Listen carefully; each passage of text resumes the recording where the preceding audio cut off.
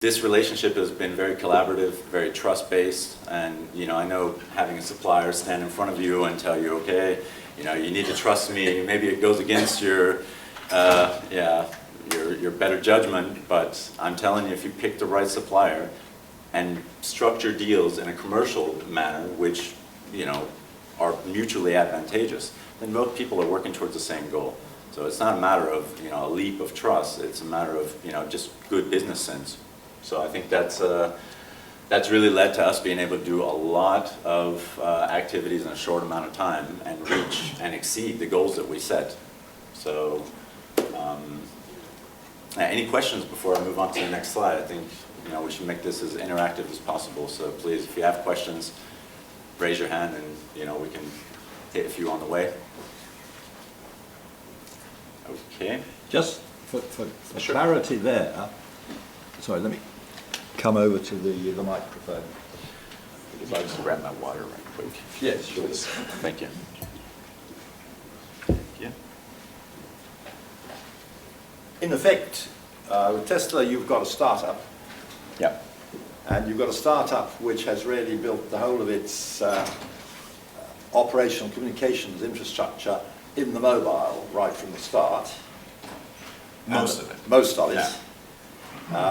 Whereas I guess most companies in this room are based on a non-mobile infrastructure that they're beginning to integrate the mobile in. Mm-hmm. Is that a fair observation? Fair, yeah. Yes? Absolutely.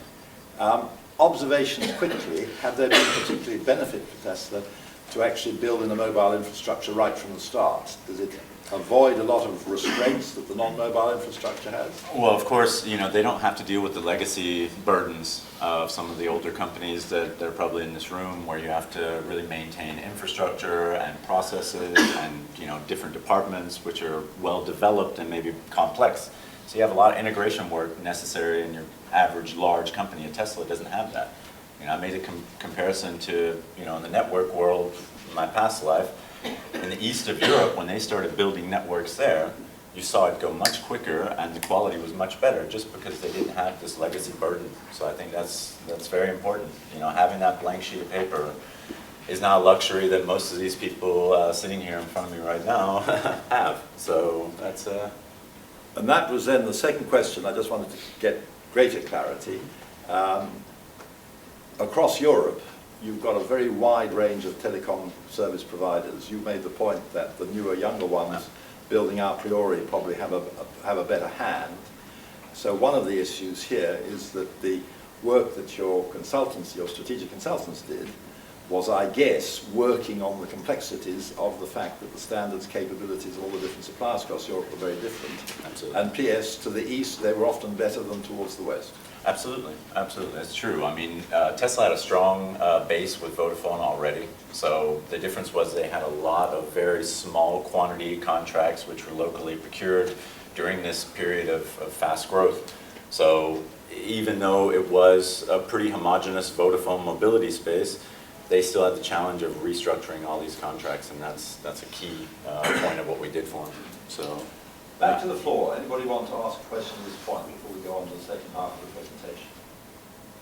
Just wondering how many devices or telecoms contracts this So, well, in terms of contracts or users, so total users in Europe went from about, I think, around 200, 300 beginning of 2014 to about 2,000. And these are workplace mobility contracts. So these are mobile workers who are scattered through about 12 to 14 countries throughout Europe. So again, this period of fast growth in 2014 was almost unprecedented. I don't think I've seen, percentage-wise, I don't think I've seen a growth factor like that in any customer engagement that I've worked on. So that was, it's small, and as I mentioned before, it's normally much smaller than the type of customer that I would engage. I mean, I work with Johnson & Johnson, with Ericsson, some of the most some of the largest and most complex companies around. And Tesla, because it was a blank piece of paper, I was really able to paint a picture that I wouldn't be able to paint with some of these other companies. So that made it very interesting, and I think educational for myself, as well as hopefully for you all as well. Yeah. We've got two panelists joining us shortly, both of whom have inheritances that are not a start-up Tesla type structure, so there'll be an interesting Absolutely. contrast. Yeah, absolutely. So, if you want, we can move on to the next. Oh, Move sorry, on. That's me.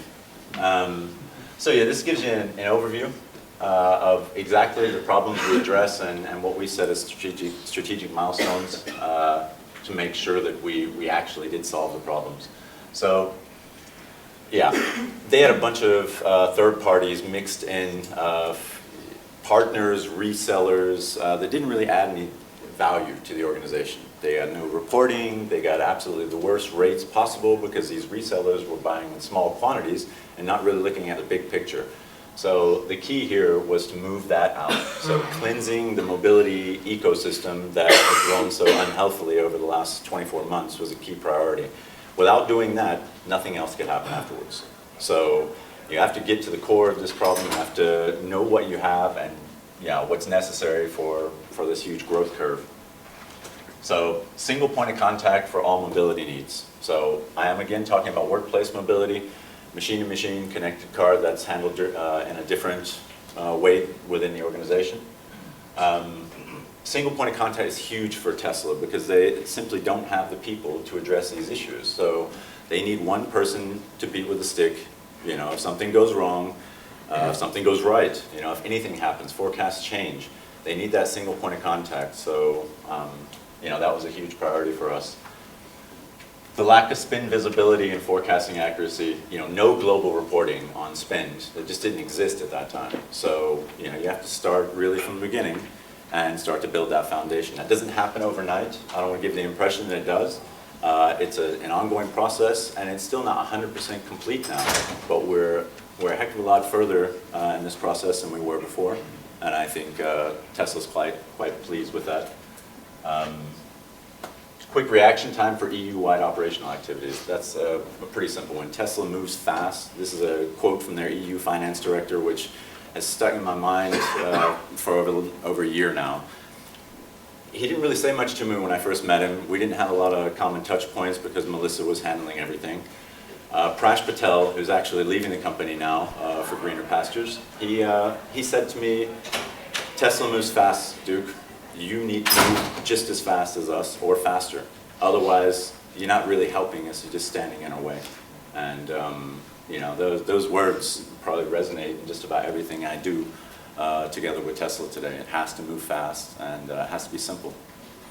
So, strategic milestones, again, the total visibility, we're very nearly there now. The renegotiation of the EU carrier contract, again, should be signed any minute now. It may already be signed. I haven't checked my inbox in the last few hours.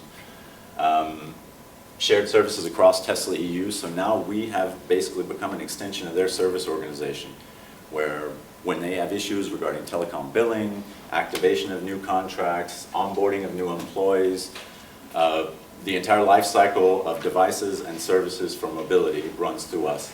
So this is so much easier for Tesla to keep their focus on their core business while not losing focus of daily mission essential activities that need to happen.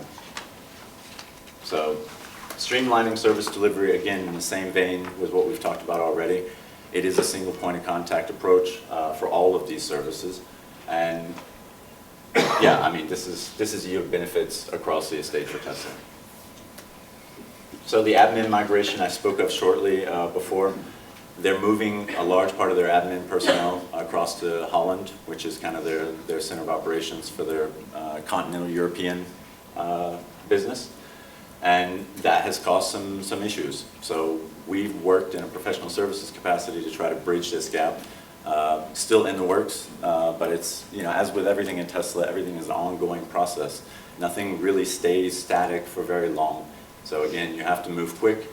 You have to really be on the spot. When they request something, you have to deliver very quickly.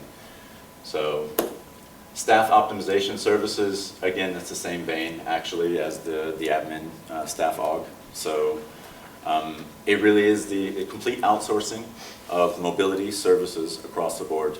So Tesla can focus on what they need to focus on, which is competing with the likes of some of the companies in this room. So yeah, that's an overview of basically what we did for Tesla.